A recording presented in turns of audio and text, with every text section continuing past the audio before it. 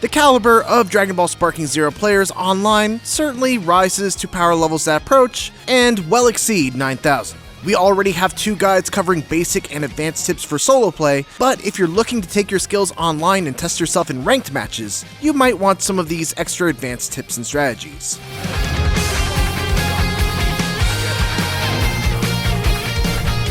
Let's start with the biggest tip that we can offer for those struggling in the C or D ranks. Z-burst dashes are not as good as you may think they are. Sure, they let you cover a ton of distance in a flash and put you at the opponent's more vulnerable backside, but it's an easily readable move when you're a football field away. Your opponent can simply sidestep it and punish the obvious move. That's not to say that you should never use a Z-burst dash, but more that you should mix up your approach. To go along with the preceding tip, sometimes it's better to hang back and wait for an aggressive or impatient opponent to come to you.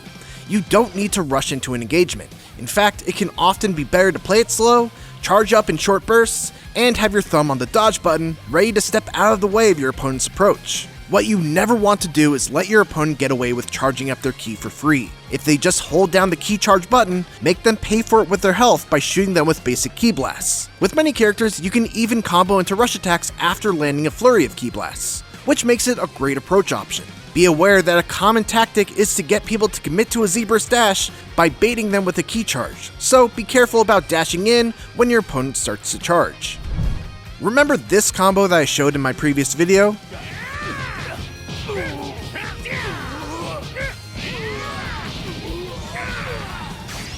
You'll regret that! Yeah, well, if you're attacking from the front, forget all of it, because it doesn't work against most humans. The only gapless combo extender is the Jumping Kicks Rush Chain, with an honorable mention to the Gut Punch, which will beat Perception, but will not beat a standard guard. Everything else loses to both. That said, as I said before, a charge sweep or lift kick will break a standard guard, and while it can still be Perception countered, it will cost a bar of the opponent's skill stock. So if they are out of skill stocks, or you're simply just looking for a way to reduce the number of them, those are still good options. You also do not want to mash out all 5 hits of a rush combo while the opponent is blocking, because if they block the last hit, you're always punishable. So what do you do then? Well, here are some options for when the opponent blocks the first hit of your rush combo. Use the charge sweep or lift kick. This will crush standard blocks, but it will lose out to a directed block and perception, though the perception will cost the defender a stock of their skill counter. Use jump kicks, if your character has them. Jump kicks are unique in that they are essentially an overhead that will beat a standard block. This is a great knowledge check and tends to destroy people who don't know that you can hold perception while blocking to beat jump kicks. Use a charge rush chain. This will break standard blocks but lose perception and vanish. Use high speed movement to try to get behind the opponent. This will beat guard and perception, but allows your opponent to counter with their own high speed movement and potentially turn the tables on you. Stop the combo short and try to throw. This beats guarding and can't be vanish countered, but the opponent can mash out their own rush attack to hit you before the throw lands. Cycle through these options and you'll be much harder to defend against. When you land a hit from behind the opponent, it's party time.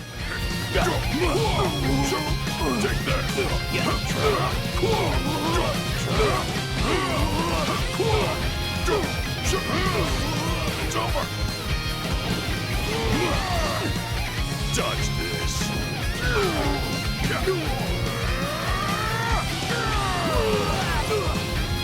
Perception, guard, and revenge counters all do not work when hit from behind. The only thing that does work is a super counter, and you'll likely be able to do some good damage before they're able to find the timing. In back turn, all of those fake combos suddenly become real, but still, keep the following combo rules in mind. Number 1, you cannot repeat the same rush chain twice in the same combo. You can't do a gut punch as a combo extender and then use gut punch again. Unless you're in sparking mode, you cannot press the rush attack button more than 5 times. However, you can continue a combo after the 5th hit of a rush combo by dashing forward and continuing the assault. You can do this 2 times, but the 3rd time, the combo will drop. Here's an example of what you can do when you get behind your foe while abiding by those rules.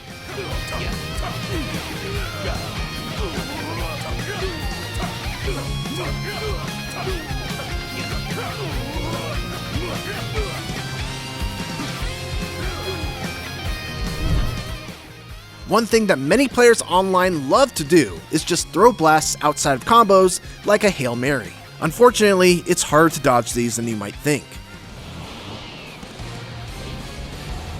Fighting! Bomber!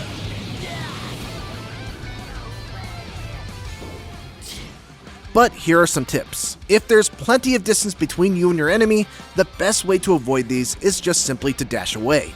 If you don't have room to dash, the next best thing would be to hold block, then release and quickly press block again when the attack is about to hit. This way, you're attempting to hit the timing of a reversal vanish, but if you miss it, you should still block the attack. If the attack is unblockable, and you can tell when it is by looking for the black lines along the corners of the screen during the startup animation of a blast, you either must use a reversal vanish, or if you're close enough, you can make use of the invulnerability of your step dash. Characters with Afterimage, Afterimage Strike, or Instant Transmission can also use those skills to avoid getting hit by unblockable blasts.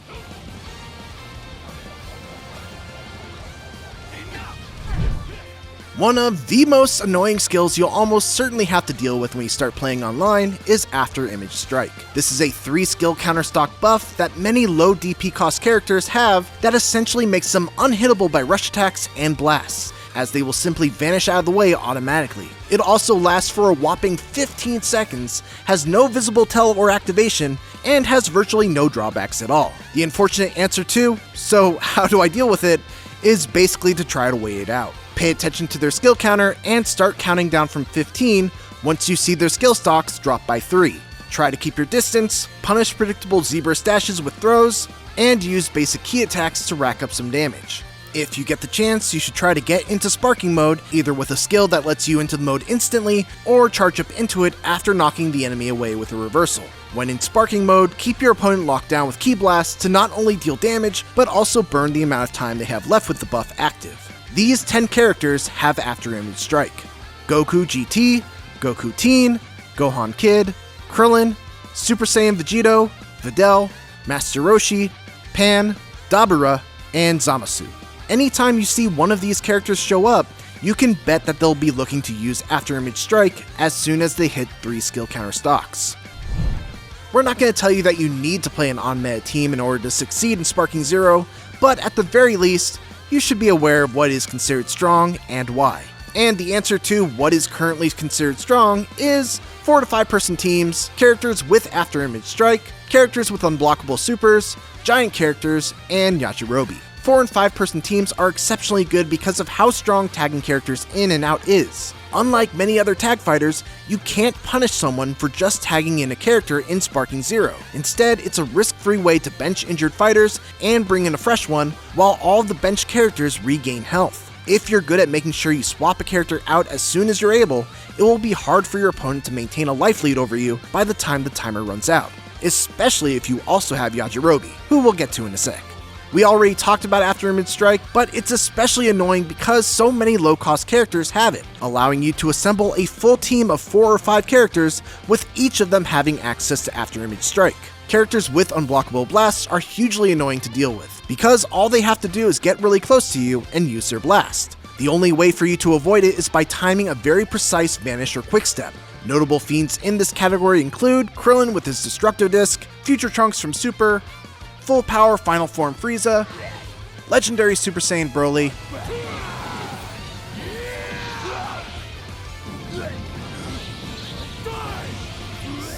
and for whatever reason, they also gave Yajirobe an unblockable super, because of course they did.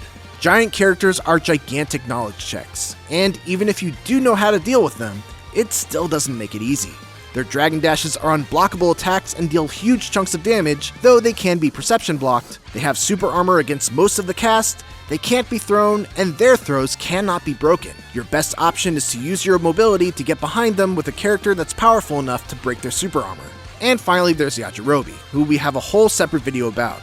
In short, if he gets to 5 stocks of his skill counter, he can use a full heal, which makes him the king of stalling and timeouts. When coming up with a team, if you really want to be competitive at the higher ranks, your best bet is to have a 4 to 5 person team that has some combination of characters with these traits. And those are some tips to help you be more competitive against other players in Sparking Zero. Thanks for watching, and for more Sparking Zero tips, make sure to also check out our advanced combat guide. And be sure to also check out our ever-growing guide on IGN.com. And for everything else, keep it here on IGN.